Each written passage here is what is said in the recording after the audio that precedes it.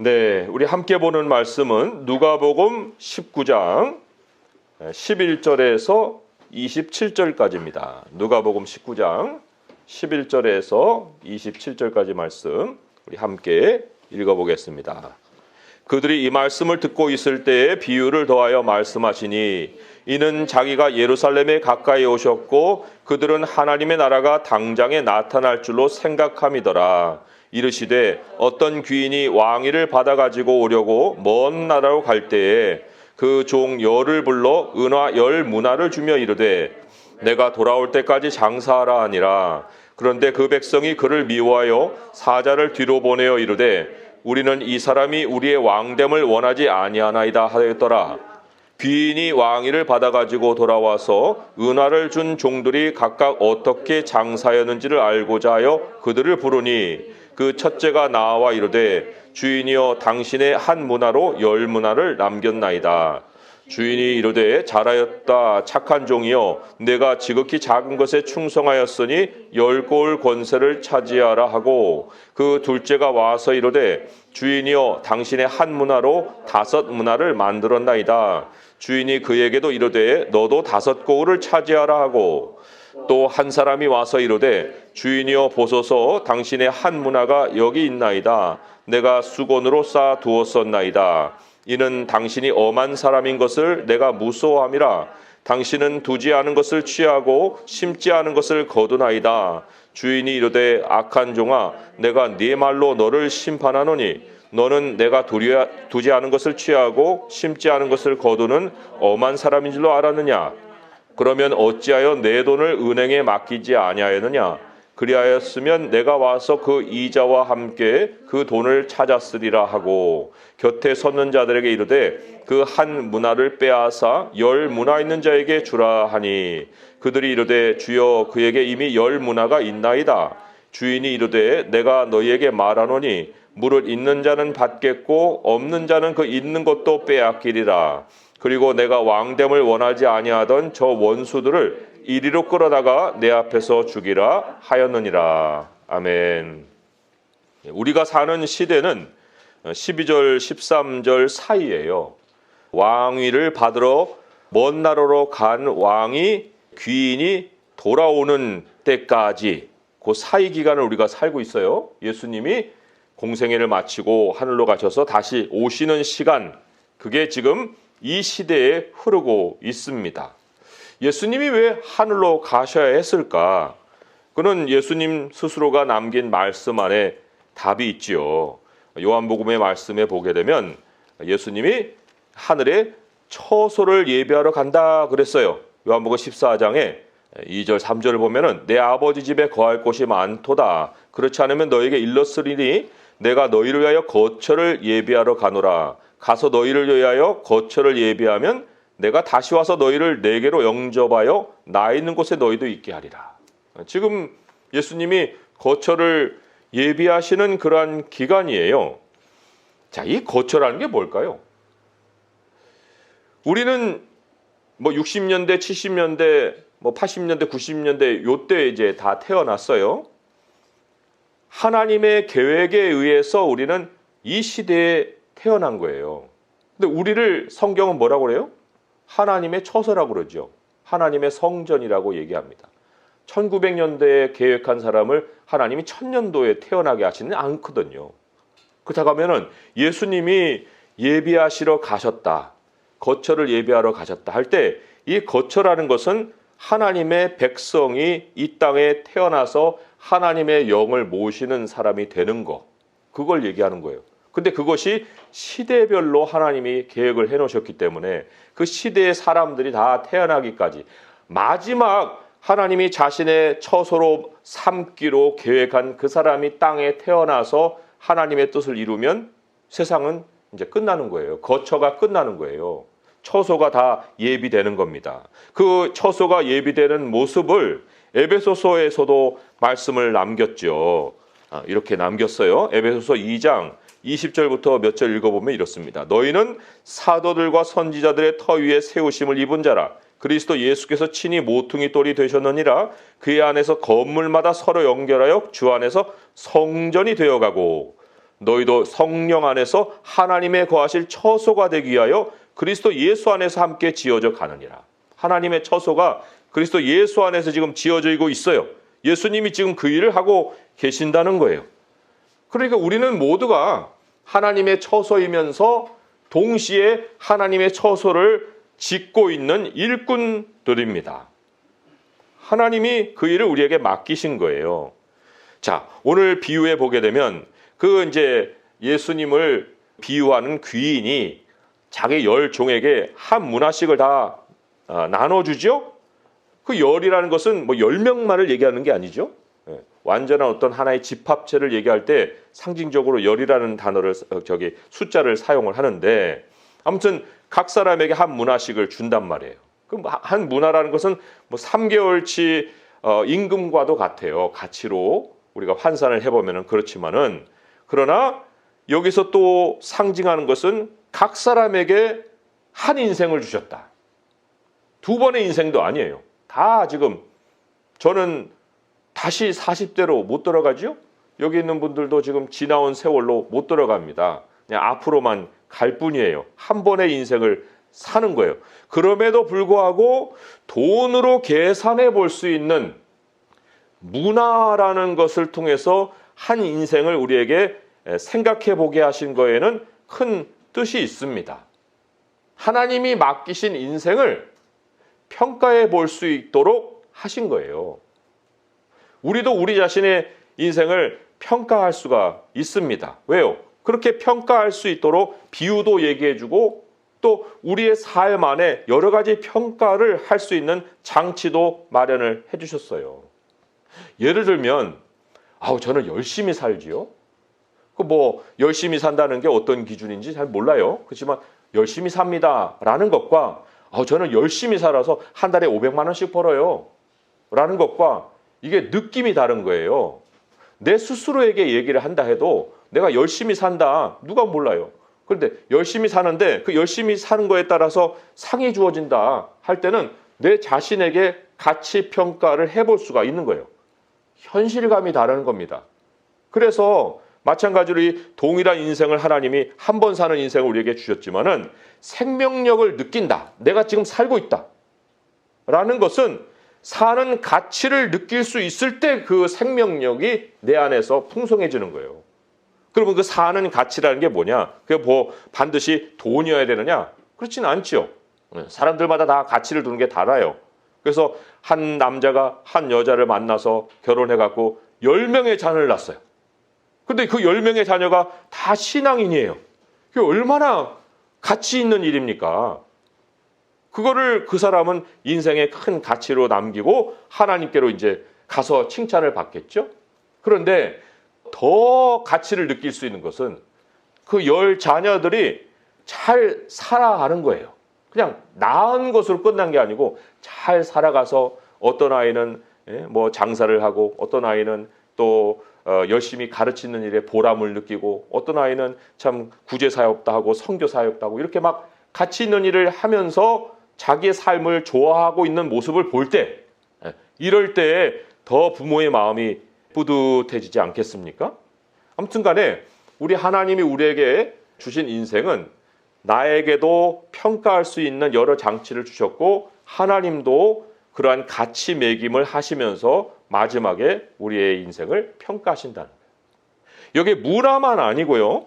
예수님이 이제 인생의 현실성을 강조하기 위해서 사용하신 말이 장사라고 그랬어요. 장사. 13절에 보니까 그 종 열을 불러 은화 열 문화를 주며 이르되 내가 돌아올 때까지 장사하라. 이게 비즈니스거든요. 그럼 너의 인생으로 비즈니스 해라는 거예요. 인생을 비즈니스로 보신 거예요. 그럼 왜 비즈니스로? 물론 우리가 이제 사업 여러 가지 항목들을 생각해 볼 수 있겠죠. 인생 플러스 사업이라고 생각하겠지만, 그러나 우리가 사업 이 항목을 정하기도 전에 하나님 우리에게 주신 인생 자체가 사업이라는 거예요. 이게 우리가 그렇게 한번 우리 삶을 생각해 봤나요? 무슨 자선 사업도 사업이겠죠. 그렇지만 여기서 얘기하는 사업은 진짜 이문을 남기는 사업이에요. 우리의 인생이 장사이고 또 우리의 인생을 통해서 이문을 남긴다는 생각을 해본 적이 있느냐, 그런 얘기입니다. 근데 여기서 중요한 것이 뭐냐? 장사를 할 미천을 주인이 준다는 거예요. 장사 미천. 뭐 씨앗머니라고 할 수도 있고 종잣돈이라고 할 수도 있겠죠. 그 종잣돈을 인생이 시작할 때 다 하나님이 사람들에게 나눠주십니다. 재능을 나눠주신다는 거예요. 은사를 나눠주신다는 거예요. 인생을 살아갈 수 있는 마중물이 사람들에게서 나오지도 않고 후천적으로 나오지도 않고 나의 무슨 나중에 얻는 것으로 나오는 것도 아니고 하나님이 그 사람이 태어날 때 그것을 주신다는 거예요. 주셨다는 거예요, 사실. 그 안에. 그것을 이제 활용하는 것 속에서 그러니까 내 자신을 활용을 해야 여기서 뭐가 남는 거예요. 하나님이 얻고자 하시는 것이 내 안에서 나오는 거예요. 이 미천은 떨어질 일이 없어요. 돈은 사람이 훔쳐가요. 난 다 모든 거 다 잃어버렸어. 다 잃어버린 게 아닙니다. 다 잃어버린 게 아니고 미천은 남아있다니까요. 내 안에 있는 지식과 내 안에 있는 재능을 누가 뺏어갈 거예요. 그 재능에서 다시 돈이 나오고 그 재능에서 다시 재기가 일어나는데 그것을 빼앗겼다 생각할 수 없잖아요. 그런데 이제 사람들은 자기 안에 그 미천이 있는 것을 잘 생각 안 하죠. 그래서 1억을 모아야 종잣돈이 되고 그 종잣돈이 부를 만들어낸다 이렇게 생각하는 거예요. 그러나 그 1억은 어디서 나오는 거예요? 1억은 내 안에 하나님이 두신 은사와 재능 안에서 나오는 겁니다. 근데 여기 두 종류의 사람이 있는데 이러한 하나님이 주신 인생 안에 은사가 있고 은사를 사용하면 거기에서 남기는 삶이 따라온다는 사실을 부인하는 두 종류의 사람이 있어요. 첫 번째 사람이 14절에 이렇게 나오죠. 그런데 그 백성이 그를 미워하여 사자를 뒤로 보내어 이르되 우리는 이 사람이 우리의 왕됨을 원하지 아니하나이다 하였더라. 아니 당신이 뭔데 내 인생대로 이렇게 하라고 저렇게 하라고 그래. 뭐 문화는 뭔 필요가 있어. 우리는 당신이 왕 되는 거 원치 않아. 내 인생의 왕은 당신이 아니야. 나지. 재림은 무슨 놈의 재림. 이 세상이 무슨 예수님이 다시 오셔서 끝나. 이 세상은 그냥 사람들이 읽어가는 거야. 그래서 그 테슬라 그 사람 뭐라고 그래요? 사람의 뇌를 AI 같이 바꿀 수 있다고 하잖아요. 그 여기서 영원히 살아갈 수 있게끔 사람을 그렇게 발전시킬 수 있다고 아주 상상을 하고 있습니다. 노동은 기계나 컴퓨터가 하는 거고 사람은 풍요로운 인생을 누릴 수가 있다. 그 뭐 쉽게 얘기하면 놀고 먹겠다는 거죠. 디모데후서의 마지막 때에 고통하는 때가 찾아오르니 하면서 사람들이 자기를 사랑하고 돈을 사랑하고 또 뭐를 사랑해요? 쾌락을 사랑한다고 그랬어요. 쾌락을 사랑하기를 하나님 사랑하는 것보다 더한다. 이 쾌락을 사랑한다는 것이 지금 이제 코로나를 맞이하면서 개념이 어떻게 바뀌고 있어요? 주 4일제 근무제의 어떤 도입을 사람들이 실질적으로 논의하고 있습니다. 이제 주 4일이 3일이 되고 2일이 되고 이제 기계가 다 모든 거 하고 사람은 기본소득으로 살게끔 이렇게 만드는 거예요. 그러면 영적으로는 어떻게 될까요? 70년대 영국 교회가 무너진 이유가 60년대까지 교회 문으로 들어가기 위해서는 줄 서서 있다고요. 로이드 존스 목사님이 그 웨스트민스터 체프를 할 때에 3,000명이 그 성도들이었는데 3,000명이 넘어서 맨날 앞에서 줄 서고 있었어요.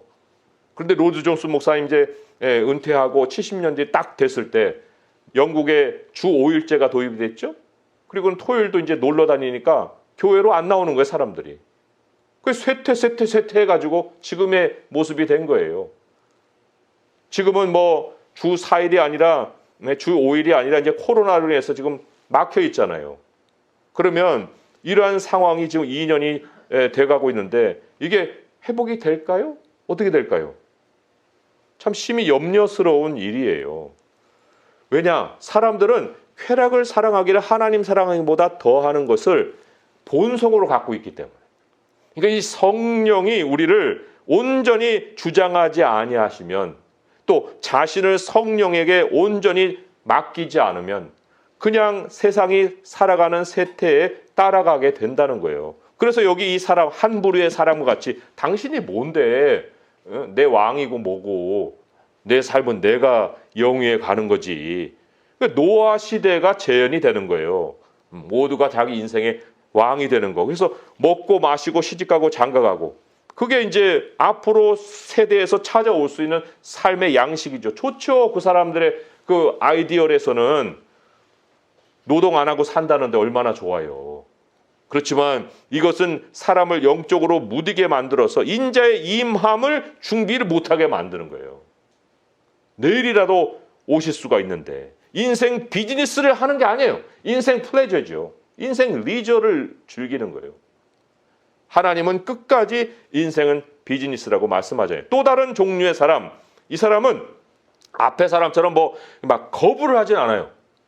거부를 하진 않는데 하나님의 은사와 재능으로 살질 않습니다.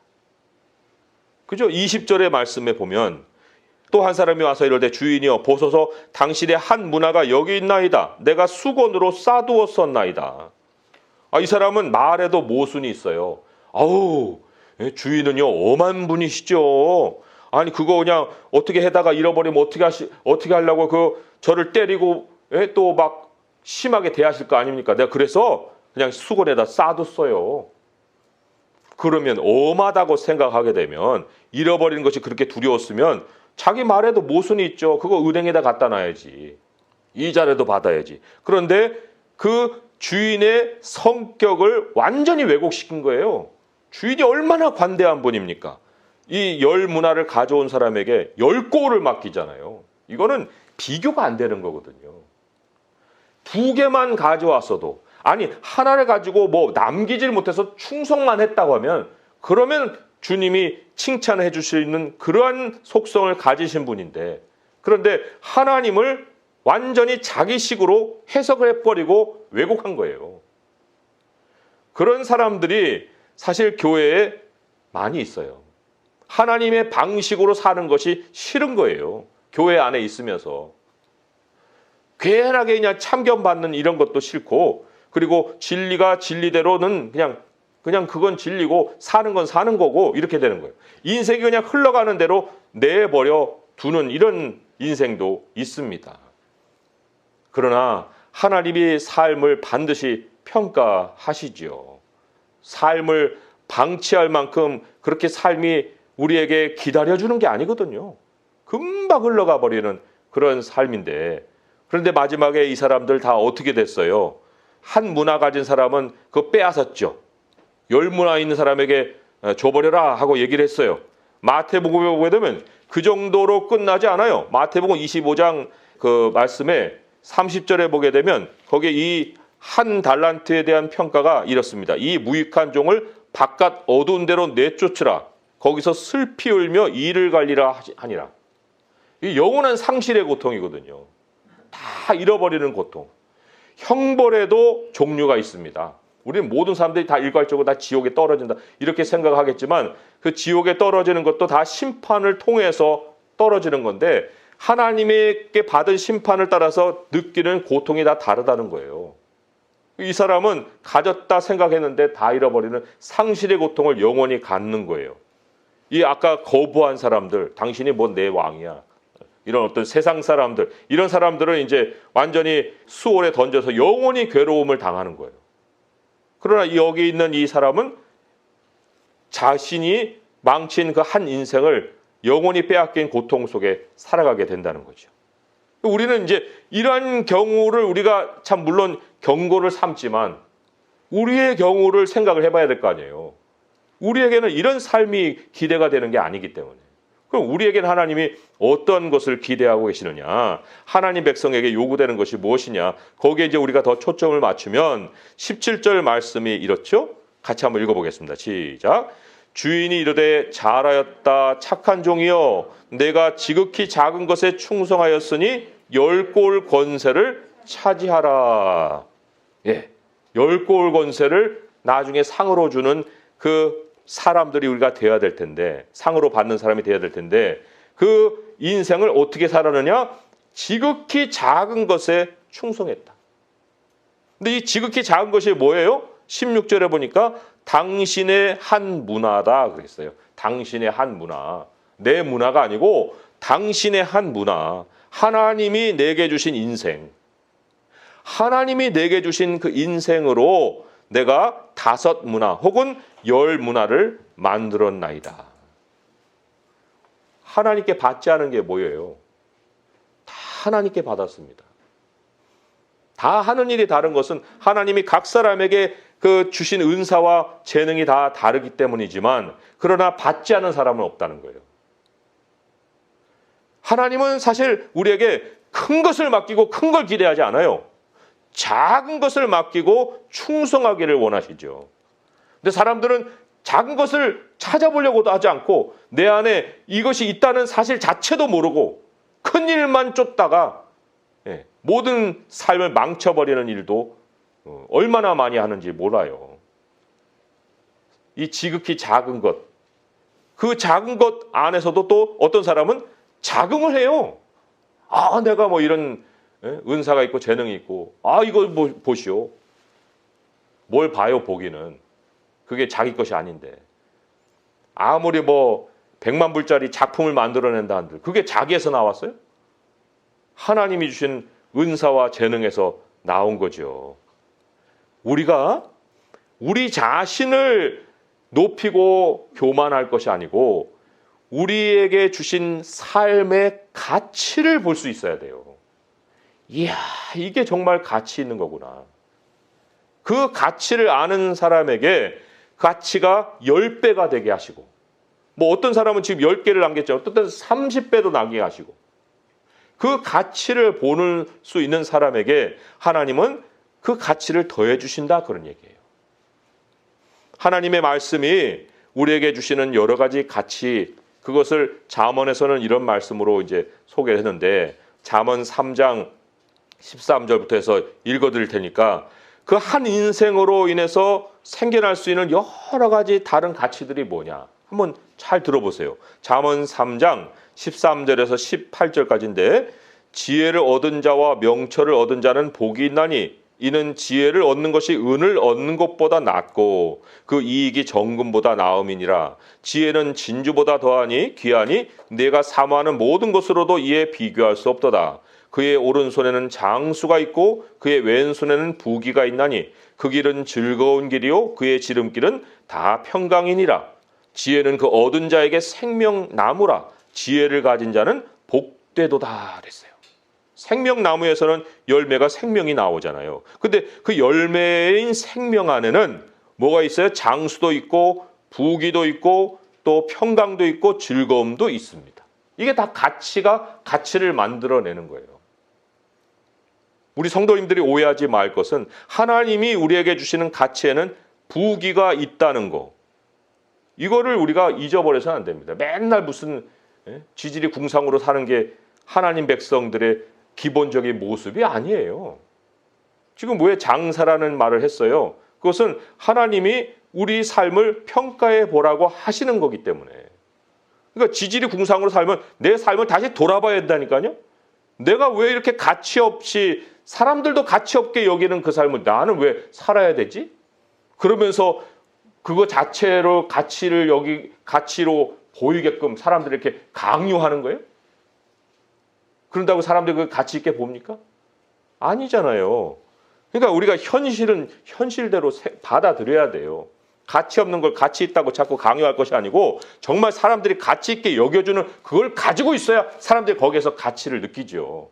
근데 그런 거에 장수도 있고 부귀도 있고 또 즐거움도 있고 평강도 있다는 거예요. 한 문화가 10 문화가 되는 것은 우리의 책임입니다. 하늘의 삶을 준비하는 것은 매우 실제적인 삶에서 나오는 거예요. 내 자신이 사업으로 하나님이 주신 인생이라고 생각할 때, 장사라고 할 때 그것은 매우 현실적인 삶을 하나님은 우리에게 요구하고 계신다. 이걸 우리가 기억을 하고, 하나님 내게 주신 이 한 문화 나는 지금 어떻게 사용하고 있습니까? 내가 이것을 망치고 또 내 자신에 대한 삶에 대해서 자괴하고, 그리고 또 없다는 것 때문에 너무나도 실망하고, 그리고는 맨날 그러한 가난한 어떤 마음을 가지고 염려 속에서 휩싸여 살고 있습니까? 아니면 하나님, 내가 이 종잣돈을 주셨네요. 내가 이걸 가지고 내가 미천을 삼아서 하나님의 영광을 위해서 모든 사람들이 가치 있다고 여기는 그 인생을 나는 살겠습니다. 이런 마음을 가지고 살아갈 때 하나님이 그 삶을 얼마나 풍요롭게 또 채워주시겠습니까? 우리의 모든 필요는 하나님께로 채워지는 거예요. 우리에게 지금 건강에 문제가 있는 우리 성도님들도 알잖아요. 다 그런 문제를 갖고 있죠. 또 이 가게를 꾸려가는 거에서도 다 문제가 있어요. 문제 없다고 할 수 있는 사람이 누가 있겠어요? 거기다 또 우리가 맨날 즐거워하고 하하하고 삽니까? 즐거움이 우리에게 맨날 있어요? 아니잖아요. 그런다고 할 때 내가 얼마나 하여야 할 일이 많겠어요.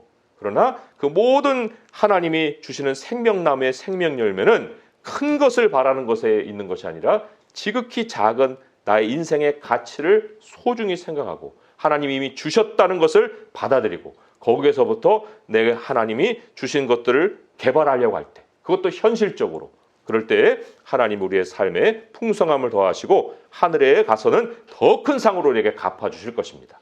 하나님을 바라세요. 하나님께 소망을 주십시오. 믿음으로 하나님과 동행할 수 있기를 주님의 이름으로 축원드립니다. 기도하겠습니다.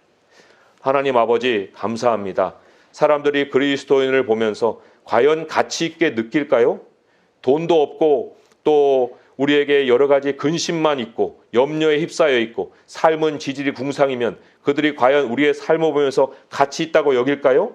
하나님도 가치 있게 여기지 않을 것인데 아버지여, 우리가 왜 우리의 인생을 이렇게 가치 없는 것으로 생각하고 있는지 우리 자신이 그러한 모습이면 주여 회개합니다. 하나님께서 우리에게 존귀한 인생이 되게 하셨습니다. 우리가 열 문화를 남길 수 있도록 하여 주셨습니다. 나누고 베풀어도 항상 오병이어는 우리 안에 있게 하여 주셨습니다. 아버지여, 우리 주님이 우리에게 예수 그리스도를 통해서 생명나무를 주셨습니다. 지혜를 통해서 우리에게 장수도 주시고 부귀도 주시고 즐거움도 주시고 평강도 주시고 하나님께서 넘치도록 하늘의 것을 부어 주신 줄 믿습니다. 아버지 하나님, 우리의 인생을 가치 있게 여기고 이 인생으로 장사하여서 아버지께서 원하시는 만큼을 남길 수 있도록 하여 주옵소서. 우리가 열매를 많이 맺으면 우리 하나님께서 영광을 받으신다 하셨사오니 이 열매 가운데 우리가 영적인 것도 있고 또한 우리가 평가해 볼 수 있는 현실적인 것도 있고 아버지 모든 것이 두루두루 하나님이 다 창조하신 것이오니 우리 주님의 창조자의 목적을 따라서 우리들의 삶을 온전히 이루고 우리 주 예수 그리스도 다시 오심을 예비할 수 있게 하여 주시옵소서. 우리 주 예수 그리스도의 이름으로 감사하며 기도합니다. 아멘.